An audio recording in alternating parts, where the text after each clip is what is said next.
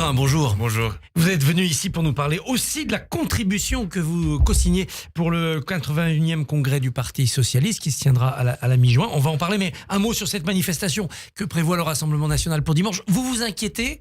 Pensez qu'il peut y avoir des débordements, que c'est une Trumpisation?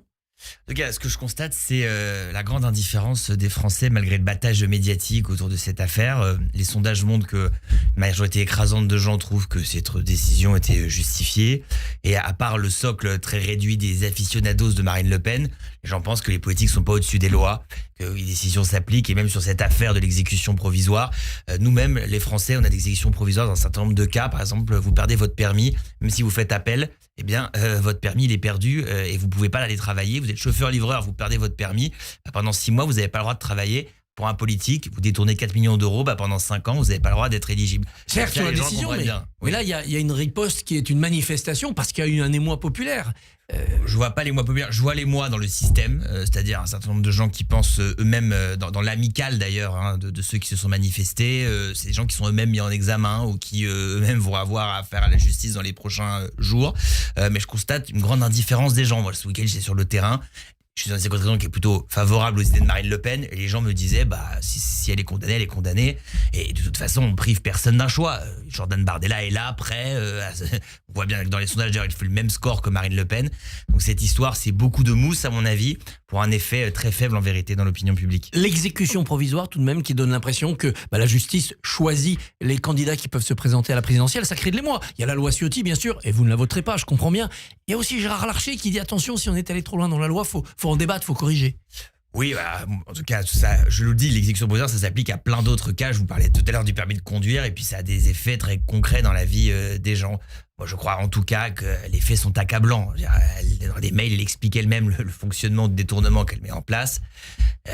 Je le répète, c'est pas une exécution provisoire qui est prononcée au milieu de l'élection présidentielle à 3 semaines du premier tour. Là, on est dans un moment où le Rassemblement national a le temps de se préparer. Et il y aura un appel. Et il a un candidat qui a déjà été candidat au poste de Premier ministre il y a 6 mois, tête de liste aux élections européennes et qui est à 35% dans les sondages. Donc j'appelle pas ça un déni de démocratie.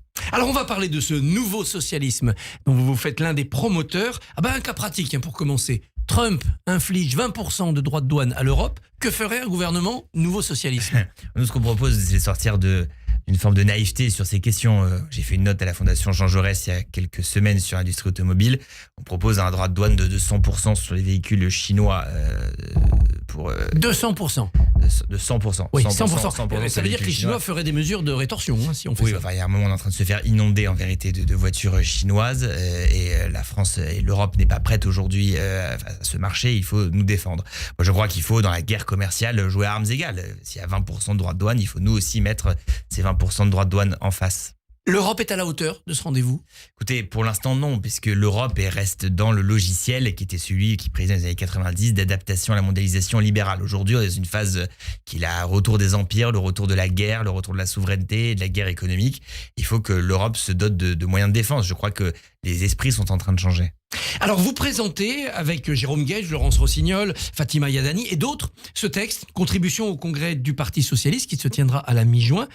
Votre nouveau socialisme, il se veut démocratique, féministe, populaire, ça on connaissait déjà, et universaliste. Ce dernier adjectif, c'est un adjectif contre la France insoumise? En tout cas, contre une dérive que nous jugeons dangereuse. Communautariste? Voilà, en tout cas une dérive visant à importer un certain nombre d'aspects de ce qu'on appelle la gauche américaine, vous savez, de communautarisation des esprits. Et nous croyons dans l'idée que c'est au contraire l'universalisme qui nous permet à chacun de vivre ensemble. Et donc, le réaffirmer et puis proposer aussi conséquences concrètes de cet universalisme, c'est un des aspects très importants de cette contribution. Avec les commentaires qui sont allés avec Laurence Rossignol, dit on ne peut pas avoir un programme de gouvernement commun avec LFI. Jérôme Guedj, on ne peut pas avoir d'alliance avec ce parti, notamment parce qu'il vous attaque au municipal. Là, vous n'êtes plus dans la logique NFP. Non, mais de toute façon, cette logique s'est effondrée au moment des discussions, y compris sur notre comportement dans la période très difficile que nous vivons aujourd'hui. Il fait ce qu'il fallait censurer, pas censurer, il n'y avait pas d'accord. Participation à un gouvernement aujourd'hui commune semble très loin. Et en vérité, sur les questions démocratiques, sur les questions internationales, nous sommes dans une situation où les divergences sont trop profondes. Alors on pouvait tout à fait comprendre que face au péril de l'extrême droite, et péril de l'effondrement moral qu'aurait représenté la victoire de l'extrême droite, que le NFP était le premier étage finalement du Front républicain. Mais ce n'est pas une alliance de gouvernement. Nous le réaffirmons avec force dans notre texte. Cet universalisme, il s'incarne aussi par la laïcité. Vous voulez mettre les 2 premiers articles de la loi de 1905 dans la Constitution. Qu'est-ce que ça changerait ? Eh bien, d'abord, c'est de les sanctuariser et d'éviter finalement les tentatives des uns et des autres d'une laïcité dont on choisirait un adjectif, qu'elle soit ouverte ou fermée.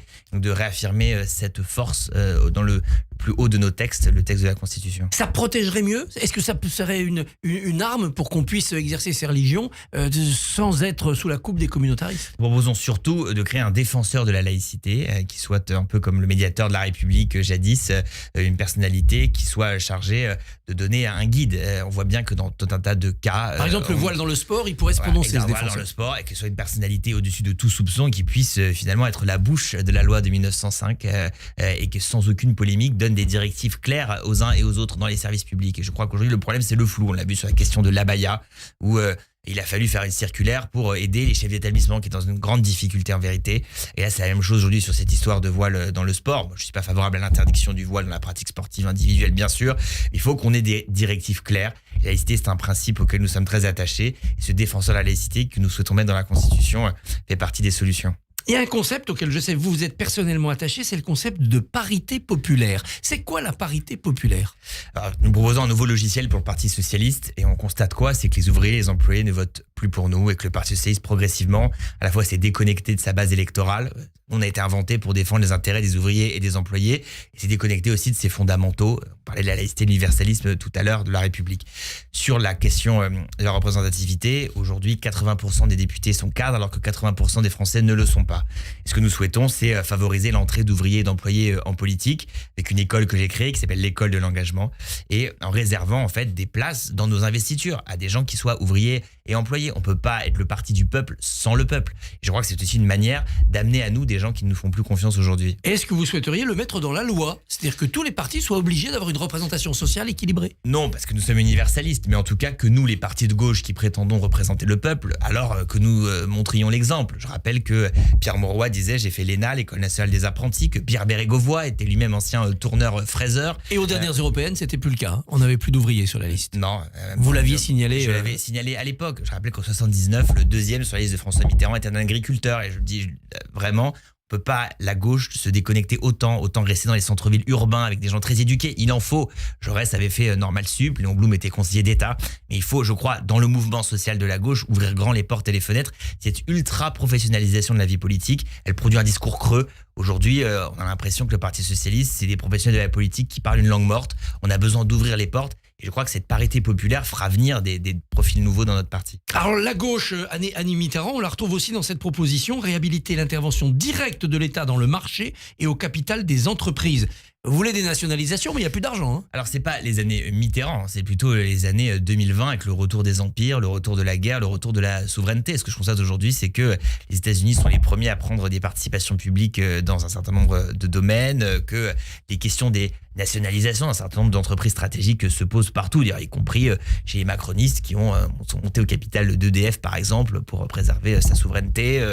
On nationalisé les chantiers de Saint-Nazaire. Il n'y a plus beaucoup d'argent public pour faire ça non plus. Écoutez, on va pas s'endetter encore. On ne propose pas de nationaliser toutes les banques et toutes les assurances. Ce qu'on dit simplement, c'est que quand il y a des cas importants de souveraineté, par exemple dans le domaine automobile, on propose de sauver un certain nombre d'acteurs clés de la filière qui est en cours de démantèlement et c'est un risque pour notre autonomie stratégique, nous proposons de le faire. Et je rappelle que les nationalisations ont été une bonne affaire financière pour l'État, car les privatisations ont rapporté 3 fois plus que ce que les nationalisations avaient coûté. Le socialisme par la preuve, c'est quoi ? C'est une nouvelle méthode, c'est-à-dire qu'aujourd'hui, on fait des grands discours, mais ils sont pas très concrets. Et le socialisme, c'est historiquement ancré en amenant des services aux gens. Au 19e siècle, les ouvriers, ils n'étaient pas de gauche en vérité. Quand ils étaient consultés dans les élections, ils votaient plutôt Louis-Napoléon Bonaparte en 1848. Le populisme de l'époque. Voilà. Bon, et en vérité, le mouvement socialiste communiste, c'est la même chose à l'époque, s'est enraciné en offrant des services aux gens, des mutuelles, des coopératives ouvrières, des syndicats, le socialisme municipal. Et c'est le socialisme par la preuve qui a amené les gens. Nous proposons, nous, de politiser les colères du quotidien en créant des services pour les gens. Moi, j'ai créé par exemple une association qui s'appelle Service Public Populaire qui rouvre des services publics dans des guichets associatifs aux endroits où ils ont été fermés, dans la ruralité ou dans les quartiers populaires. Et on amène un nombre considérable de gens vers nous en amenant du service aux gens. Et je crois qu'on doit renouer avec cette histoire. Votre but, c'est d'avoir un premier secrétaire du parti qui corresponde à vos idées. Vous mettez en avant la candidature de Fatima Yadani. Pourquoi pas vous ?